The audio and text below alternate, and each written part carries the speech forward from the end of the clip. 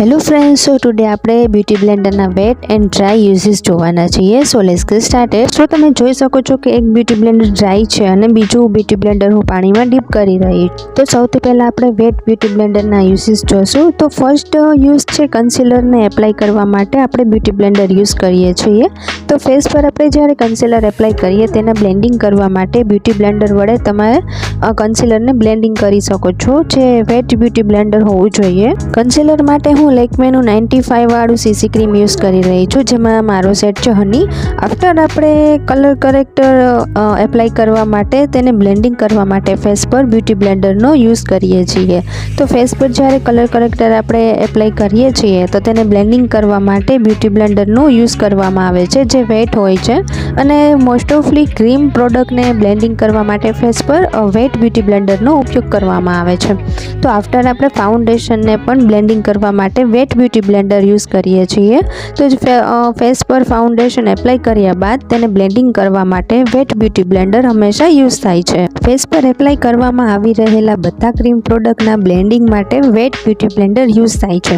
Wet beauty Blender શું કામ use કરવામાં આવે છે? બીકોઝ કે અગર બ્યુટી બ્લેન્ડર ડ્રાય હશે તો તેના લીધે ક્રીમ પ્રોડક્ટ્સ બધું બ્યુટી બ્લેન્ડરમાં એબ્ઝોર્બ થઈ જશે, જેના માટે વેટ બ્યુટી બ્લેન્ડર યુઝ કરવામાં આવે છે.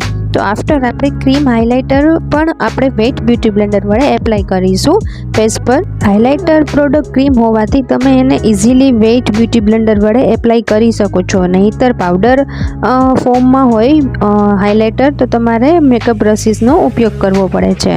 સો તમે 4 યુઝીસ જોયા વેટ બ્યુટી બ્લેન્ડરના. આફ્ટર આપણે ડ્રાય બ્યુટી બ્લેન્ડરના યુઝીસ જોઈશું. તો તેના માટે સૌથી પહેલાં કોમ્પેક્ટને એપ્લાય કરવા માટે આપણે ડ્રાય બ્યુટી બ્લેન્ડરનો યુઝ કરી શકીએ છીએ. ફેસ પર ફાઉન્ડેશન લગાવ્યા બાદ કોમ્પેક્ટ એપ્લાય કરો ત્યારે તમે ડ્રાય બ્યુટી બ્લેન્ડરનો ઉપયોગ કરી શકો છો. પાવડર મેકઅપ પ્રોડક્ટને ફેસ પર એપ્લાય કરવા માટે હંમેશા ડ્રાય બ્યુટી બ્લેન્ડરનો ઉપયોગ થાય છે. તો આફ્ટર આપણે સેકન્ડ યુઝીસમાં જોશું તો તમે લૂઝ પાવડરને ફેસ પર એપ્લાય કરવા માટે ડ્રાય બ્યુટી બ્લેન્ડરનો ઉપયોગ કરી શકો છો.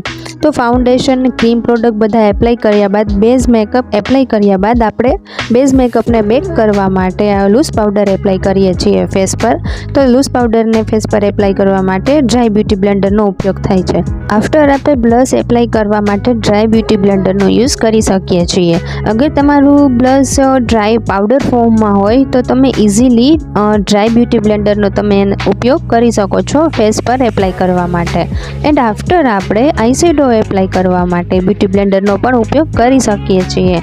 તમારો આઈશેડો પાવડર ફોર્મમાં હોય અને બ્યુટી બ્લેન્ડરના કોર્નર વડે તમે આઈશેડોને ઇઝીલી આઈસ પર એપ્લાય કરી શકો છો. સો આ 4 ટાઈપના uses wet and dry beauty બ્લેન્ડરના તમે જોયા બાદ તમે ફૂલ ફેસ મેકઅપ જોઈ શકો છો વન સાઈડ.